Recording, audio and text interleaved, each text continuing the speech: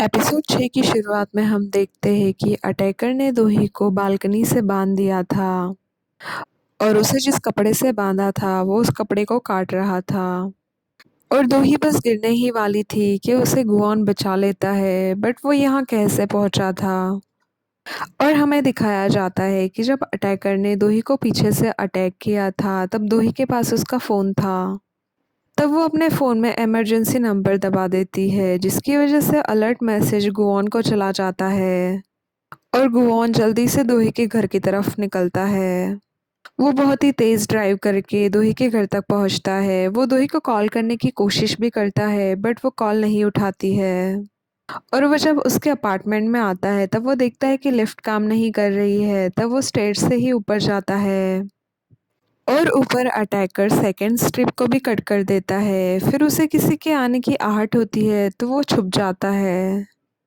दोही बस गिरने ही वाली होती है कि गुआन उसका हाथ पकड़ लेता है बट तभी अटैकर वहां पर आ जाता है और वो गुआन पर भी चाकू से हमला कर देता है और वो दोनों बिल्डिंग से नीचे गिरने लगते हैं। बट गुआन ने दोही का वही वाला हाथ पकड़ा हुआ था जिस पर टैटू था। तब गुआन अपनी पावर से दोनों को टेलीपोर्ट कर लेता है और वो दोनों स्टेयरवेल में आ जाते हैं। दोही बहुत ज़्यादा ही डरी हुई थी तो वो गुआन को गले लगाकर रोने लगती है और गुआन दोही को शांत कराने की कोशिश करता है। उसी वक्त वहाँ पर सुकून भी आ जाता है क्योंकि दोही के इमरजेंसी लिस्ट में सुकून का नंबर भी होता है। बाद में वो सब लोग घर में आ जाते हैं। गुआन पूरा घर चेक करता है लेकिन अटैकर वहाँ से जा चुका था। तब दोही उन्हें बताती है कि अटैकर उससे मारने की प्रोसेस को एंजॉय कर रहा था और उसने दोही पर अटैक करने से पहले सॉन्ग्स भी बजाए थे। तब गुआन कहता है कि उसने दोही को बहुत बार मारने की कोशिश की है और वो अभी बहुत ही ज़्यादा थ्रिल्ड होगा दोही को मारने की कोशिश करते वक्त। तब सुकॉन गुआन से कहता है कि उसे इस टाइप के अटैकर्स के बारे में बहुत कुछ पता है। तब गुआन कहता है कि वो इस तरह के अटैकर्स की सोच को बहुत अच्छे से जानता है। बाद में दोही अपना फ़ोन चेक करती है तो उसमें अटैकर का वीडियो रिकॉर्ड हो गया था। तब दोही कहती है कि इस अटैकर का फेस बिल्कुल अलग था बट फिर वो लोग नोटिस करते हैं कि इसके नेक पर भी स्क्रैच मार्क्स थे। तब वो लोग समझ जाते हैं कि ये वही अटैकर है और इन्हें ये भी पता चल जाता है कि अटैकर हर बार अपना फेस चेंज कर लेता है। बाद में सुकॉन गुआन से अकेले में बात करता है। वो गुआन से पूछता है कि वो और दोही उससे कुछ छुपा रहे हैं वरना दोही को इस तरह से बांध के रखा था तब भी वो कैसे बच गई और ये सारी चीज़ें सुकॉन को भी जाननी थी। तब गुआन उसे कहता है कि उसे ये सारी चीज़ें दोही से ही पूछनी चाहिए। तब सुकॉन कहता है कि दोही उससे अपनी प्रॉब्लम्स के बारे में कुछ भी नहीं बताती है इसलिए वो गुआन से पूछ रहा था। तब गुआन उसे कहता है कि उसे क्यों इतनी चिंता हो रही है दोही की। तब सुकॉन उसे बताता है कि जब भी दोही खुश होती है तब उसकी खुशी में वो भी खुश होता है और अगर दोही दुखी है तो उसे भी दुख होता है। बेसिकली वो ये बता रहा था कि वो और दोही एक ही है। तब गुआन उसे कहता है कि उसे चिंता करने की कोई ज़रूरत नहीं है क्योंकि वो अकेला ही सिर्फ दोही की साइड पर नहीं है बल्कि गुआन भी दोही की साइड पर ही था। और हम देखते हैं कि दोही उसी जगह जाकर बैठती है जहाँ उसे बांध रखा था। वो बहुत ही ज़्यादा डरी हुई थी। तब सुकॉन वहाँ आ जाता है। वो उससे पूछता है कि वो बाहर आकर क्यों बैठ गई है। तब दोही उसे कहती है कि आज तक उसने मौत को बहुत ही लाइटली लिया था। उसे पहले मरने से बिल्कुल भी डर नहीं लगता था बट आज उसे इन सब चीज़ों से डर लग रहा है क्योंकि उसने मौत को इतने करीब से देखा था। और वो कहती है कि अटैकर ने उस पर हर वक्त नज़र रखी थी और वो हर बार शक्ल बदल बदल कर उस पर अटैक कर रहा था तो कल भी वो जब बाहर निकलेगी तब उस पर फिर से अटैक होने के बहुत चांसेस है और अब उसे मरने से बहुत डर लग रहा है। तब सुकॉन उसे समझाता है कि उसे कुछ भी अकेले झेलने की ज़रूरत नहीं है, वो उसके साथ है और वो उसे मैरिज के लिए प्रपोज कर देता है।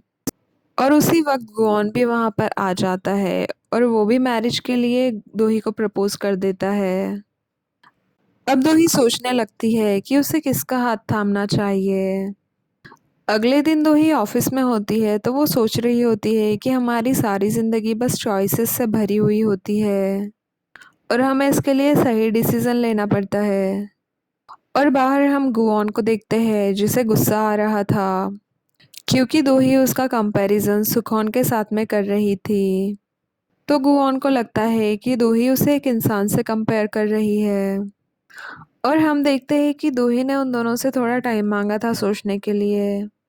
गुआन बाहर बैठकर न्यूज़पेपर पढ़ रहा था और उसमें सुकॉन के बारे में ही न्यूज़ दी हुई थी। वो मेरे इन्वेस्टमेंट्स का सीईओ था। तब गुआन गुस्से में उस न्यूज़पेपर को फेंक देता है। तभी वहाँ पर उसका मैनेजर आ जाता है। तब गुआन उससे पूछता है कि उसे ज़रूर से गायोंग ने भेजा होगा। तब मैनेजर कहता है कि कल वो इतने जल्दी में वहाँ से निकल गया था कि उससे उसकी चिंता हो रही थी। तब गुआन उसे बताता है कि कल दोही पर फिर से अटैक हुआ था और वो ऑलमोस्ट मरने ही वाली थी। और वो कहता है कि इन सब चीज़ों में एक बात ये अच्छी हुई है कि उन्हें ये पता चल गया कि अटैकर अपनी शक्ल बदल बदल कर दोही पर अटैक करता है। फिर बाद में गुआन उसे ये भी बता देता है कि उसने दोही को प्रपोज किया है। तब मैनेजर को तो शौक ही लग जाता है। मैनेजर उससे पूछता है कि उसने दोही को प्रपोज क्यों किया। तब गुआन कहता है कि वो एक शादीशुदा लड़की का हाथ नहीं पकड़ सकता है और दोही की किसी और से शादी हो गई तो फिर गुआन का कोई चांस नहीं। तब मैनेजर उससे कहता है कि गायंग बहुत गुस्सा करेगी और उसका दिल भी टूट जाएगा। और इधर अंदर ऑफिस में हम उसी लड़की को देखते हैं जो गुआन के साथ फ्लर्ट करती थी। वो अपनी डेटिंग लाइफ के लिए टैरेट कार्ड पढ़ती है और उसके कार्ड्स में कुछ भी अच्छा नहीं निकलता है। तब वो कहती है कि ये कार्ड तो बिल्कुल भी अच्छा नहीं है क्योंकि उसकी दोही जैसी राइवल है और वो दोही को डेमन कहती है। बट हम देखते हैं कि दोही वहीं पर थी। वो उसे अपने ऑफिस में बुलाती है और अपने लिए टैरेट कार्ड रीड करने के लिए कहती है। उसे भी अपना फ्यूचर जानने की बहुत इच्छा हो रही थी क्योंकि अभी उसे दोनों लड़कों में से एक को चूज़ करना था। तब उसके कार्ड में व्हील ऑफ फॉर्च्यून निकलता है। तब वो लड़की बताती है कि सब कुछ दोही के हाथ में है। वो कुछ नया करने के लिए किसी पुरानी चीज़ को ख़त्म कर सकती है और इसी तरह से वो अपनी किस्मत बदल सकती है। उधर बाहर गुआन देखता है कि सुकॉन दोही के ऑफिस जा रहा था और उसके हाथ में एक फ्लावर का प्लांट भी था। सुकॉन दोही से कहता है कि उसने उसे बिना फ्लावर्स के ही प्रपोज किया था, इसलिए वो अभी फ्लावर्स ले आया है।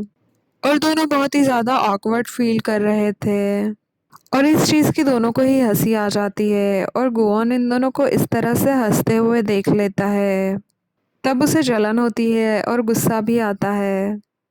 अंदर दोही और सुकॉन बात कर रहे थे कि जब दोही उससे पहली बार मिली थी तब वो बहुत ही ज़्यादा रेबल टाइप का बंदा था और अब उसे यकीन ही नहीं हो रहा है कि वो उसे शादी के लिए प्रपोज कर रहा है। तब सुकॉन दोही से कहता है कि वो अपनी फीलिंग्स को लेकर बहुत ही सिंसियर है। वो उसे बताता है कि जब वो पहली बार ब्लाइंड डेट पर गई थी और उसने गुआन को जो शादी के लिए प्रपोज किया था तभी उसे अपनी फीलिंग्स के बारे में पता चल गया था। वो दोही से कहता है कि वो उसे अपनी फैमिली समझती है तो अब रियल में एक फैमिली बनने का टाइम आ गया है।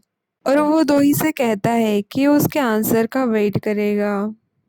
और इधर बाहर हम देखते हैं कि गोआन बहुत ही गुस्से में होता है। वो खुद को ठंडा करने के लिए कॉफ़ी में बहुत सारी बर्फ़ डालकर कॉफ़ी पीता है। वहाँ एक एम्प्लॉय बैठा हुआ था जिसे गोआन पूछता है कि अगर कोई आपका नंबर इमरजेंसी कॉन्टेक्ट्स में सेव करे तो इसका क्या मतलब होता है। तब वो एम्प्लॉय उससे कहता है कि इसका मतलब ये होता है कि वो इंसान आप पर बहुत ज़्यादा भरोसा करता है, सबसे ज़्यादा। और ये बात सुनकर गोआन पहले तो खुश होता है, फिर बाद में उसे रियलाइज़ होता है कि सुकॉन भी वहाँ पर आया था। इसका मतलब उसका नंबर भी इमरजेंसी कॉन्टेक्ट्स में है और वो भी दोही के लिए उतना ही इम्पोर्टेंट है। तब वो फिर से उदास हो जाता है। बाद में सुकॉन गुआन से मिलता है। सुकॉन उसे कहता है कि वो अपने एम्प्लॉयर को इतने कैजुअली कैसे एड्रेस कर सकता है। तब गुआन उसे कहता है कि उसका प्रोफेशनल रिलेशन से पहले एक पर्सनल रिलेशन भी था दोही के साथ। तब सुकौन उससे पूछता है कि जब उसने दोही को पहले रिजेक्ट कर दिया था तो वो उससे शादी क्यों करना चाहता है। तब गुआन कहता है कि उसे शादी से प्रॉब्लम है, दोही से कोई प्रॉब्लम नहीं है और वो दोही को पसंद करता है। तब सुकौन उसे डराने की कोशिश करता है, वो उसे कहता है कि वो दोही की फीलिंग्स के साथ में खिलवाड़ ना करे और अपनी लिमिट में ही रहे, वो एक बॉडीगार्ड है तो अपनी लाइन क्रॉस ना करे। तब गुआन उसे वहाँ से ये कहकर निकल जाता है कि ऐसी कोई लाइन नहीं है जिसे वो क्रॉस नहीं कर सकता।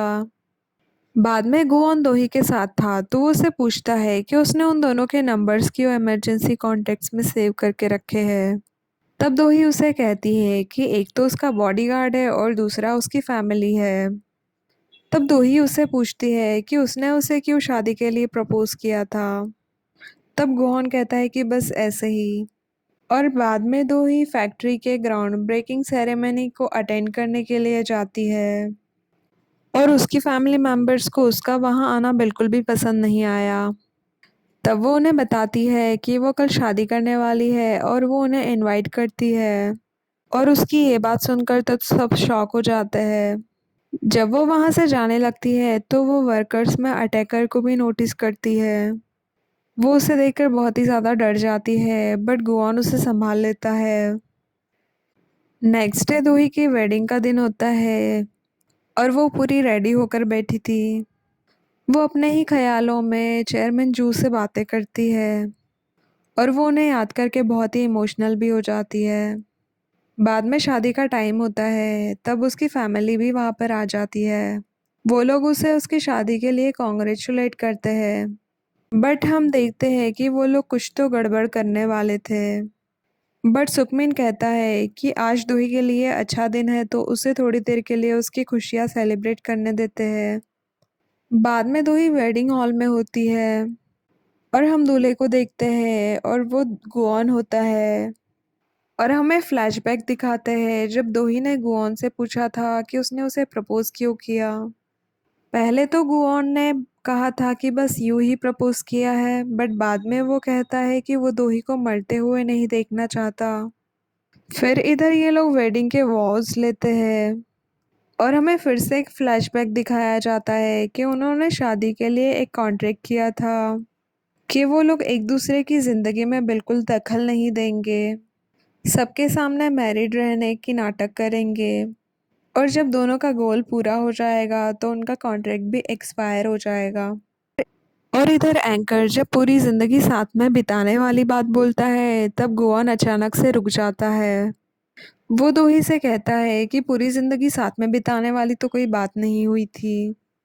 तब दोही कहती है कि बस ये तो ऐसे ही बोलने की बातें हैं बट गोऑन कहता है कि वो एक डायमंड है और अपने वादे का पूरा पक्का है और इसलिए वो कोई भी झूठे वादे नहीं करेगा। तब दोही एंकर को बुलाती है और पूरी ज़िंदगी साथ में चलने वाला सेंटेंस एंकरिंग से हटाने के लिए कहती है और फिर गोऑन खुश हो जाता है और वो पूरी सेरेमनी को कंप्लीट करते हैं। सब लोग उन्हें कॉन्ग्रेचुलेट करते हैं और हम देखते हैं कि मशीन और मिस्टर पार्क दोनों ही लड़ रहे थे। जब वो लोग आइल पे वॉक कर रहे थे तब दोही नोटिस करती है कि दोकिंग बहुत ही अजीब तरह से हंस रहा था। तब उसे शक होता है कि कुछ गड़बड़ है बट वो कुछ ध्यान नहीं देती। बाद में प्रेस वाले उनकी फ़ोटो लेते हैं, वो लोग उन्हें किस करने के लिए बोलते हैं। तब दोही उन्हें कहती है कि नहीं, ये उनका प्राइवेट मोमेंट है। तब प्रेस वाले उससे कहते हैं कि इसका मतलब सब लोग सही बोलते हैं कि दोही सिर्फ प्रॉपर्टी के लिए शादी कर रही है। तब दोही और गुआन को किस करना पड़ता है बट गुआन बीच में अपना थंब रख देता है, वो दोही को डायरेक्ट किस नहीं करता। और हम सुकौन को देखते हैं जो बहुत ही उदास है। तब दोही उसके पास जाती है तो सुकौन उसे कहता है कि वो उस पर रिलाय हो सकती है। वो उसे कहता है कि उसे किसी भी चीज़ की ज़रूरत हो तो उसे बेझिझक बता सकती है, वो हमेशा उसके साथ खड़ा रहेगा। और वो उससे ये भी पूछता है कि ये रूड बिहेव करने वाला गुआन उसके साथ तो अच्छे से बिहेव करता है ना। तब दोही उसे कहती है कि वो गुआन को अच्छा या बुरा नहीं कह सकती। बाद में हम मशीन को देखते हैं जो एक डेकोरेटेड कार लेकर आती है न्यूली मैरिड कपल को घर ले जाने के लिए। तब गुओन दोही को हनी कहकर बुलाता है और उससे अपने साथ घर चलने के लिए कहता है। और वो जाते-जाते सुखोन से कहता है कि अब दोही एक मैरिड वीमेन है और उसे इतनी इंटेंस नज़रों से दोही को नहीं देखना चाहिए। उधर हम गायों को देखते हैं जो शादी की खबर देखकर बहुत ही तोड़-फोड़ कर रही थी। तब मिस्टर पार्क उसे समझाने की कोशिश करते हैं कि गुआन को अपनी पावर्स के लिए दोही से शादी करनी पड़ी। बट गायों तो बहुत ही गुस्से में होती है और वो फाउंडेशन छोड़कर चली जाती है। और दूसरी तरफ हम अटैकर को देखते हैं, वो भी दोही और गुओन की शादी से बहुत ही गुस्से में था और वो भी तोड़-फोड़ करता है तो उसके हाथ में चोट लग जाती है। तब वो फ्रिज खोलता है आइस लेने के लिए और हम देखते हैं कि वहाँ पर उसी बूढ़े लैंडलॉर्ड की लाश रखी हुई थी। और हम ये भी देखते हैं कि अब उसका न्यू टारगेट गुओन है। इधर गुओन और दोही दोनों ही दोही के घर पर आते हैं। तब दोही गुओन के फिंगरप्रिंट्स भी लॉक में रजिस्टर करती है। जब गुओन घर के अंदर जाता है तो वो देखता है कि घर बहुत ही ज़्यादा फैला हुआ था। तब दोही उसे बताती है कि वो शादी की तैयारी में कुछ ज़्यादा ही बिजी थी। तब गुओन दोही का हाथ पकड़कर अपनी पावर से घर की साफ सफाई करता है और दोही इस चीज़ से बहुत खुश हो जाती है। बाद में वो उसे बाहर लेकर जाती है। वो गुओन से डोनेशन बॉक्स में डाला हुआ अपना वही ब्लाउज निकलवाती है जो उसने गुस्से में डाल दिया था। जब उसे वो ब्लाउज मिल जाता है तो वो बहुत ही खुश हो जाती है तो गुओन उसे कहता है कि वो बहुत ही गंदा हो गया है, बट दोही उसे अपने साथ ले जाती है। तब गुओन सोचने लगता है कि उसने उस ब्लाउज को पहले कहीं तो देखा था। उधर हम सुकॉन को देखते हैं जो अपने काम में बिजी था बट वो गुओन के बारे में ही सोच रहा था। वो अपने एक आदमी को कॉल करता है और गुआन और उसके फाउंडेशन के बारे में बैकग्राउंड चेक करने के लिए कहता है। बाद में हम दोही को देखते हैं जो दोक्यों के बारे में सोच रही थी। वो उसकी हरकतें याद करती है और फिर सोचती है कि हो सकता है कि वही रियल कल्प्रिट हो। बाद में हम गुआन और दोही को देखते हैं जो फ्रेश होकर आते हैं और वो लोग बहुत ही अजीब-अजीब सी बातें करते हैं। उन दोनों को ही समझ में नहीं आ रहा था कि वो क्या बात करें। और बाद में वो लोग अपने-अपने रूम में सोने के लिए चले जाते हैं। बट नींद तो उन दोनों को ही नहीं आ रही थी। फिर बहुत देर के बाद वो लोग एक दूसरे को दूर से ही गुड नाइट बोलकर सो जाते हैं। और हम देखते हैं कि गोअन अपनी ह्यूमन लाइफ के बारे में सपना देखता है कि उसके पीछे-पीछे उसका एक नौकर दौड़ रहा था और उसे ट्यूशन में जाने के लिए बोल रहा था, बट गोअन उसकी बात नहीं सुनता। और फिर उसे एक लड़की नज़र आती है जो ट्रेडिशनल डांस कर रही थी। और फिर बाद में उसकी नींद खुल जाती है और उसे बाहर से शोर सुनाई देता है। वो जब बाहर जाता है तो देखता है कि दोही ब्रेकफास्ट कर रही थी और वो बहुत ही क्यूट लग रही थी गोअन को भी। तब दोही उसे कहने लगती है कि आज उन्हें बहुत सारा काम करना है, आज उन्हें रियल कल्प्रिट को पकड़ना होगा।